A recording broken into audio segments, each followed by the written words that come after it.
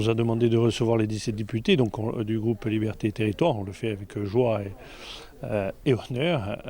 Ils viennent pour vous regarder et pour nous écouter sur le fonctionnement d'une interco en Corse, une interco rurale et périurbaine et montagnarde, et aussi faire le tour de Pignes, qui reste en termes de développement culturel et patrimonial un exemple, et donc de faire cette visite.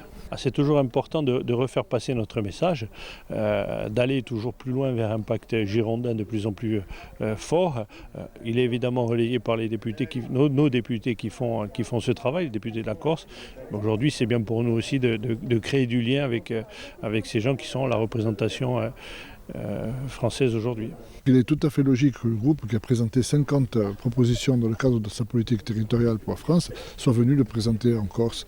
Donc nous avons fait la journée hier à Bastia, nous avons présenté 50 propositions et aujourd'hui il y a le prolongement naturel en Balagne parce qu'on vient toujours volontiers en Balagne. Il y a visiblement deux France qui s'affrontent, une France qui est centralisatrice, qui est dure, que l'on connaît, qui est la France cocorico pour le résumer en un mot, et puis il y a la France des droits de l'homme, une France humaniste, décentralisatrice par définition.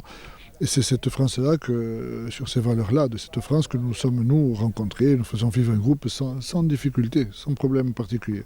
Un nom avait fait grincer des dents à une époque, quand le groupe a été constitué. Comment se passent finalement les discussions avec M. de Courson ? Charles de Courson, moi je suis allé le voir le premier jour où je suis arrivé à la commission des finances, puisque nous sommes tous les deux à la commission des finances. Et je lui ai dit, monsieur de Courson, vous savez que vos positions sur la Corse, ça ne peut pas marcher. Il m'a dit, oui, je sais, j'ai des échos, il faut qu'on se voie. Et on s'est vu une fois, 2 fois, tant qu'il a fallu 10 fois. Moi je lui ai expliqué, de Courson avait des idées fausses sur la Corse. Il faut dire aussi que les députés corses qui nous avaient précédés là-bas n'avaient pas fait beaucoup de travail pour l'informer de la situation réelle de la Corse.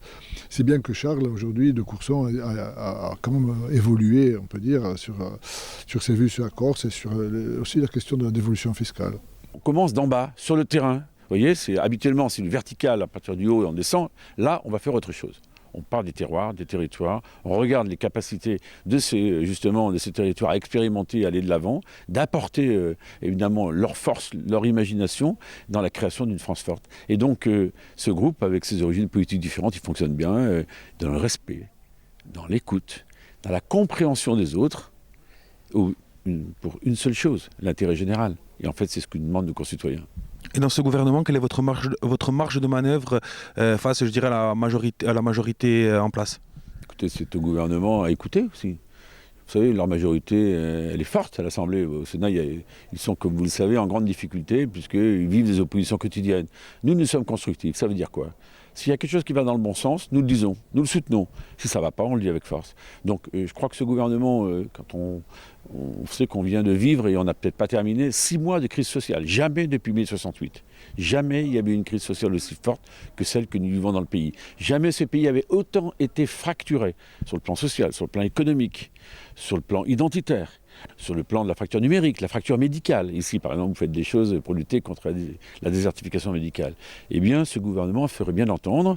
Et en tout cas, en rencontrant hier Gilles Simeoni, rencontrant Jean-Guy Talamoni, j'ai entendu ce message d'une Corse qui veut être forte dans la République française, mais avec de l'autonomie.